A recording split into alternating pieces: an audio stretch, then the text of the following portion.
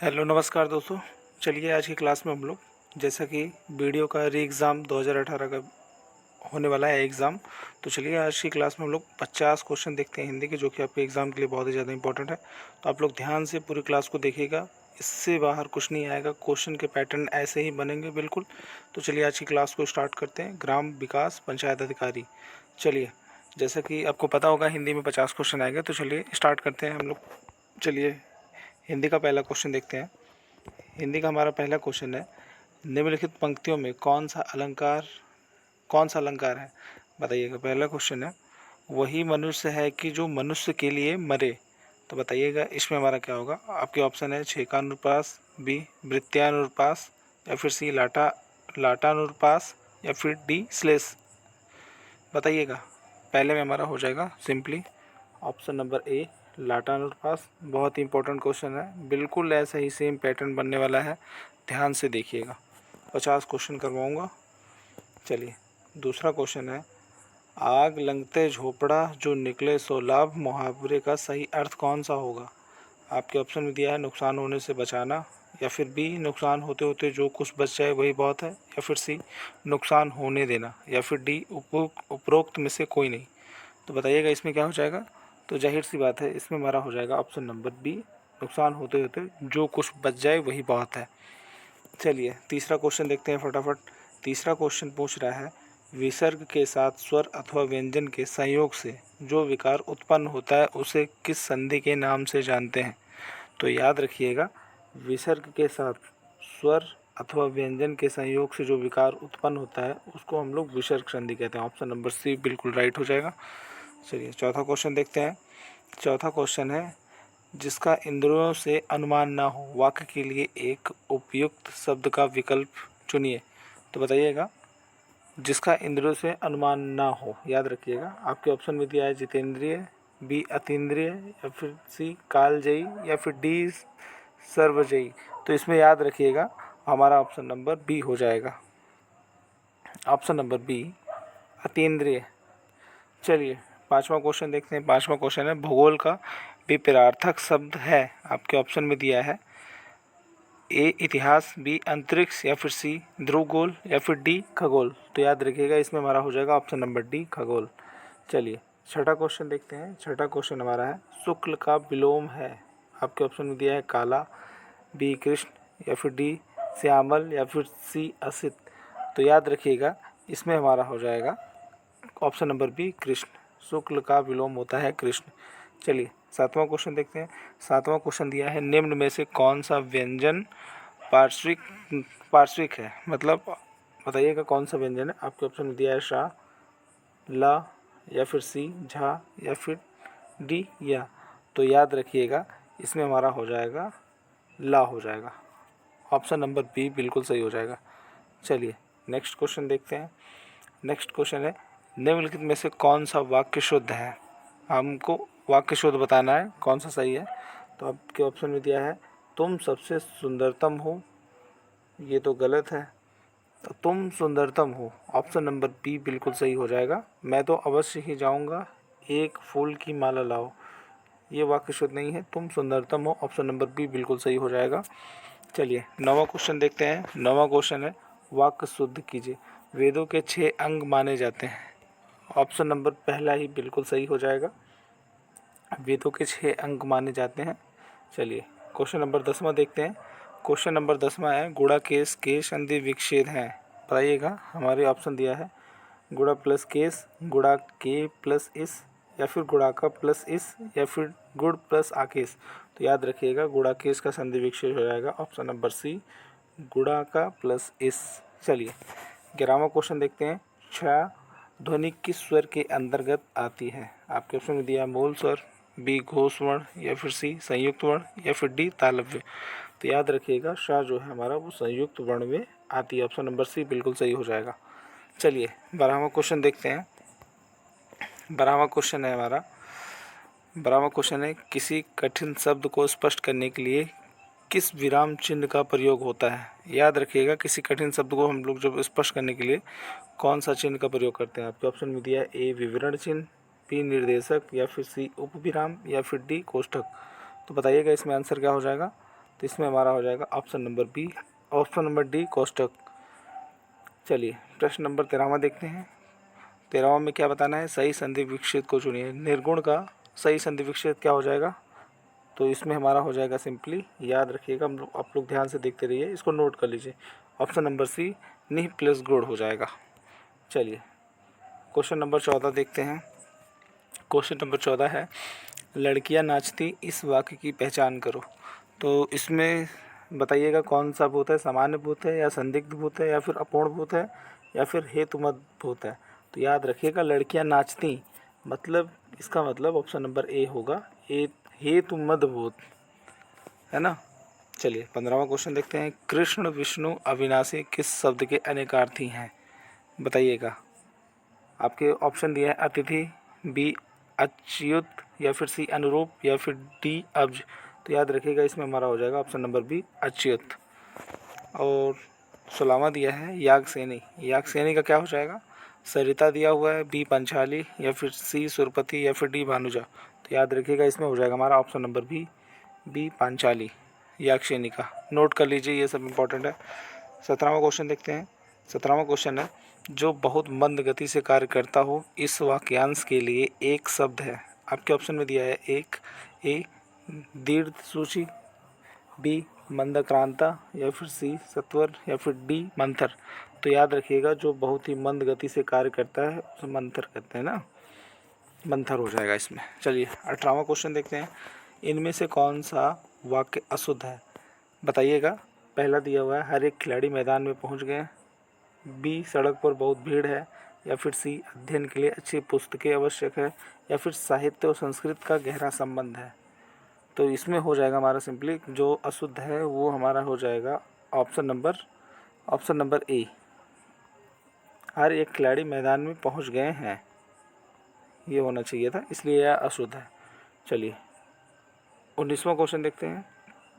19वां question बोल रहा है शुद्ध वर्तनी का चयन कीजिए। शुद्ध वर्तनी बताना है, इसमें बताइएगा। तो श्रृंगार का शुद्ध वर्तनी हो जाएगा हमारा सिंपली ऑप्शन नंबर ए हो जाएगा, बिल्कुल सही। और 20वें में देखते हैं अध्येता या फिर अध्येता फिर अध्येता। तो इसमें भी हमारा ऑप्शन नंबर ए बिल्कुल सही हो जाएगा। ध्यान से आप लोग इस सबको नोट करते रहिए, और बहुत ही इंपॉर्टेंट क्लास है, बिल्कुल सेम ऐसे ही क्वेश्चन आने वाले हैं, ऐसे ही बनेंगे आपके एग्ज़ाम में। चलिए 21वां क्वेश्चन देखते हैं। 21वां क्वेश्चन है पुरोहित में उपसर्ग है, उपसर्ग बताइए। उपसर्ग सदैव हमेशा आदि में लगते हैं, तो उपसर्ग इसमें हो जाएगा ऑप्शन नंबर बी पूरा। अब हमारा 22वां क्वेश्चन बोल रहा है खुशकिस्मत में उपसर्ग किस भाषा का है। तो याद रखिएगा ये हमारा ऑप्शन नंबर बी फारसी भाषा का उपसर्ग है। चलिए 23वां क्वेश्चन देखते हैं। 23वां क्वेश्चन हमारा नीचे प्रत्येक में 4 शब्दों के समूह में एक शब्द बेमेल है, उसका चयन करना है। तो बताइएगा इसमें क्या हो जाएगा, हमारा दिया हुआ है 23वें में अंक, चिन्ह, निशान या फिर संख्या। तो बताइएगा इसमें हमारा बेमेल कौन सा हो जाएगा। तो याद रखिएगा इसमें हमारा हो जाएगा बेमेल ऑप्शन नंबर बी चिन्ह हो जाएगा, अंक निशान संख्या ये सही है, बी बेमेल है। चलिए अब 24वें में देखते हैं अंधेर, धांधली या फिर अशांति या फिर अन्याय। तो इसमें हमारा हो जाएगा ऑप्शन नंबर सी अशांति, अंधेर धांधली और अन्याय ये सही है, अशांति एक बेमेल शब्द है। चलिए क्वेश्चन नंबर 25-26 देखते हैं। 25वें में क्या बोल रहा है, 25वें में दिया हुआ है नीचे विशेषण शब्द दिए गए हैं, इसके साथ प्रयुक्त होने वाले विकल्प स्वरूप 4 संज्ञा शब्द दिए हैं, 4 संज्ञा शब्द दिए हैं, आपको गलत विकल्प का चयन करना। चलिए तंग का क्या हो जाएगा हमारा, तो याद रखिएगा तंग का हमारा हो जाएगा कामना, तंग का हमारा हो जाएगा कामना। और 26 में देखते हैं, 26 में दिया हुआ सीधा मतलब मूर्ति, सीधा सवाल, सीधा रास्ता, सीधा आदमी मतलब सीधा मूर्ति, मतलब ऑप्शन नंबर ए बिल्कुल सही हो जाएगा। जलद का पर्यायवाची शब्द नहीं है, ध्यान दीजिएगा, यहाँ पे कई लोग मिस्टेक करते हैं, नहीं है पूछा है, तो जलद का हो जाएगा पर्यायवाची शब्द नहीं है अंबर। ठीक है चलिए 28-29 देखते हैं।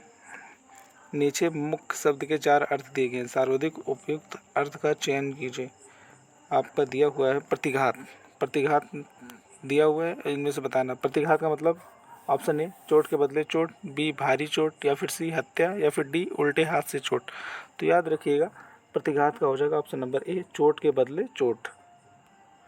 और 29वां दिया हुआ है, 29वां दिया हुआ है अशक्त, इसका ऑप्शन दिया हुआ है आशक्त, या फिर बी शक्तिमान, या फिर सी अक्षम, या फिर डी सकिम प्राप्ति के लिए प्रयत्नवाल। तो इसमें जाहिर सी बात है हो जाएगा हमारा ऑप्शन नंबर सी अक्षम। 30-31वां देख लेते हैं इसमें क्या दिया हुआ है। इसमें दिया हुआ है इनमें से एक शब्द दिए हुए शब्द का विलोमार्थी शब्द, सही विलोमार्थी शब्द चुनना है। चलिए देखते हैं। 23वां देखते हैं। 23वां दिया है दिवस, तो दिवस का याद रखिएगा विलोमार्थी शब्द हो जाएगा ऑप्शन नंबर ए विभावरी। और 31वां देख लेते हैं। 31वां दिया हुआ है युद्धि, युद्धि का हो जाएगा अंधकार, ऑप्शन नंबर डी बिल्कुल सही हो जाएगा अंधकार। चलिए 31वें का डी हो जाएगा। चलिए 32वां देखते हैं। 32वें में क्या दिया हुआ है।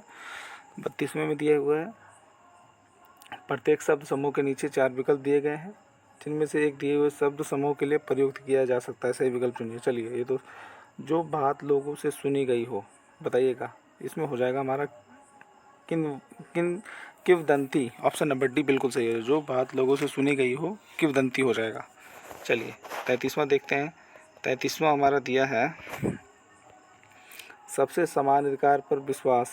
सबसे समान अधिकार पर विश्वास मतलब ऑप्शन दिया है ए अधिकारी, बी समाजवाद, या फिर सी प्रगतिवाद, या फिर डी अधिकारवाद। तो याद रखिएगा ऑप्शन नंबर बी बिल्कुल सही हो जाएगा, सबसे समान अधिकार पर विश्वास समाजवाद। चलिए 35वां क्वेश्चन देखते हैं। 34वां में दिया हुआ है दिए गए शब्दों में प्रयुक्त संधि का चयन कीजिए। निश्चल, निश्चल बताइएगा कैसा है। तो याद रखिएगा ऑप्शन हमारे दिए हुए गुण संधि, बी विसर्ग संधि, या फिर सी दीर्घ संधि, या फिर डी वृद्धि संधि। तो याद रखिएगा निश्चल जो हमारा हो जाएगा ऑप्शन नंबर बी विसर्ग संधि हो जाएगा। आप लोग संधि थोड़ा देख लीजिएगा। चलिए 35वां क्वेश्चन देखते हैं। 35वां क्वेश्चन है दुरुपयोग। दुरुपयोग में बताना है कौन सी संधि होगी। तो सिंपल सी बात है ऑप्शन नंबर ए विसर्ग संधि, बी यण संधि, या फिर सी गुण संधि, या फिर डी से दीर्घ संधि। तो इसमें हो जाएगा हमारा सिंपली ऑप्शन नंबर ए विसर्ग संधि। चलिए नेक्स्ट देखते हैं 36वां 37वां देखते हैं। दिए गए शब्दों में समास बताने के लिए उचित विकल्प का चयन कीजिए, मतलब समास बताना है। तो इसमें हमारा दिया है हस्तलिखित। तो हस्तलिखित का सिंपली ऑप्शन दिया हुआ है ए कर्मधारय, बी तत्पुरुष, या फिर सी बहुब्री, या फिर डी द्वंद्व। तो हस्तलिखित का हो जाएगा हमारा तत्पुरुष समास। चलिए त्रिनेत्र का देखते हैं। त्रिनेत्र का हो जाएगा ऑप्शन दिया हुआ है ए तत्पुरुष समास, बी बहुब्री, या फिर सी दिगु, या फिर डी द्वंद्व। तो याद रखिएगा त्रिनेत्र में हमारा ऑप्शन नंबर सी हो जाएगा दिगु समास। चलिए 38वां 39वां देखते हैं। दिया हुआ है नीचे दिए गए वाक्यों में रिक्त स्थान में उचित शब्द भरने के लिए सही विकल्प का चयन कीजिए। चलिए खुदाई में मिले अवशेष हमारी परंपराओं के प्रतीक है, ऑप्शन नंबर सी बिल्कुल सही हो जाएगा। निशान, प्रतिनिधि, बोधक और प्रतीक ऑप्शन दिया है, इनमें गलती नहीं करना है, प्रतीक हो जाएगा। चलिए 39वां क्वेश्चन देखते हैं। 39वां दिया है दिलवाड़ा के मंदिर वास्तुशिल्प की दृष्टि से क्या है। आपके ऑप्शन में दिया है उत्कृष्ट, बी विशिष्ट, या फिर सी प्रकृष्ट, या फिर डी अद्वितीय। तो याद रखिएगा इसमें हमारा हो जाएगा ऑप्शन नंबर डी अद्वितीय होगा। दिलवाड़ा के मंदिर वास्तुशिल्प की दृष्टि से अद्वितीय है। चलिए 40वां 41वां देखते हैं। 40वां 41वां दिया गया दिए गए रेखांकित छपे शब्दों के प्राय समानार्थक शब्द के लिए 4 विकल्प दिए गए हैं, उचित विकल्प का चयन कीजिए। चलिए उपन्यास को यथार्थ और स्वाभाविक बनाने के लिए स्थानीय रंग भी अपेक्षित है। तो मतलब इसमें हो जाएगा अपेक्षित है ऑप्शन नंबर बी आंचलिक हो जाएगा सही। ऑप्शन में हमारे दिया है प्रकृति, बी आंचलिक, सी काल्पनिक, या फिर डी सार्वत्रिक। तो ऑप्शन नंबर बी आंचलिक हो जाएगा। चलिए 41वां क्वेश्चन देखते हैं। मेरे कार्य में अक्सर कोई ना कोई विघ्न पड़ता ही है। आपके ऑप्शन में दिया है ए आदान, बी व्यक्तिकर, या फिर सी आधान, या फिर डी व्यवधान। तो इसमें हमारा हो जाएगा ऑप्शन नंबर डी बिल्कुल सही। मेरे कार्य में अक्सर कोई ना कोई विघ्न यानी व्यवधान पड़ता ही रहता है। चलिए 42वां क्वेश्चन देखते हैं। 42वां क्वेश्चन है इन प्रश्नों में लोकोक्ति को सही विकल्प चुनकर पूर्ण कीजिए। दिया हुआ है डॉट के मुंह में हाथ डालना। अक्सर आपने सुना होगा ना। आपके ऑप्शन में दिया है ए कुत्ते, बी बकरी, सी शेर, या फिर डी गीदड़। तो चलिए 42वें का आंसर मैं नहीं बताऊँगा, आप बताएंगे। इसमें हमारा क्या होगा, 42वें का आपका काम है बताना, जितने भी लोग वीडियो देख रहे हैं। चलिए आपका होमवर्क है। चलिए 43वां क्वेश्चन दिया हुआ है, दान की बछिया के डॉट डॉट नहीं देखे जाते। ये तो लगभग सभी को पता होगा, जो गांव से अक्सर बिलोंग करते होंगे, और ख़ासकर यूपी के लोग तो अच्छे से जानते होंगे। दान की बछिया के दांत नहीं देखे जाते हैं। बिना ऑप्शन देखे हुए उड़ाने वाले क्वेश्चन है, तो सेम ऐसे ही क्वेश्चन बनने वाले हैं आपके एग्ज़ाम में। चलिए, दान की बछिया के अक्सर दांत नहीं देखे जाते हैं, ऐसा हो गया। चलिए इसे 44वां देखते हैं। 44वां क्वेश्चन है, हिंदी की आदि जननी किसे कहा जाता है। आपके ऑप्शन में दिया ए प्राचीन प्रारंभिक हिंदी, बी संस्कृत, या फिर सी पाली, या फिर डी अपभ्रंश। तो याद रखिएगा, हिंदी की आदि जननी जो है संस्कृत को कहते हैं। ऑप्शन नंबर बी बिल्कुल सही हो जाएगा। चलिए 45वां क्वेश्चन देखते हैं, निम्नलिखित में से किस देश के लोगों ने भारतीय को हिंदू नाम दिया है।